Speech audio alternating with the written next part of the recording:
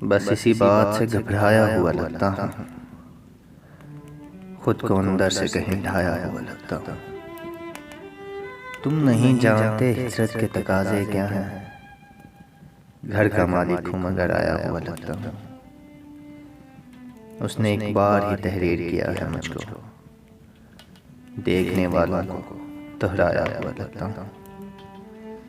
तेरे कदमों की तरफ सीधी जबीं होती है, झुक के चलता हूँ, अतराया हुआ लगता हूँ।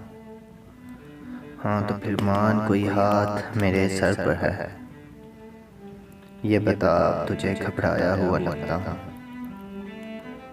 असर होता ही नहीं इससे ज्यादा मुझ पर, 4-6 रोज ही समझाया हुआ लगता हूँ।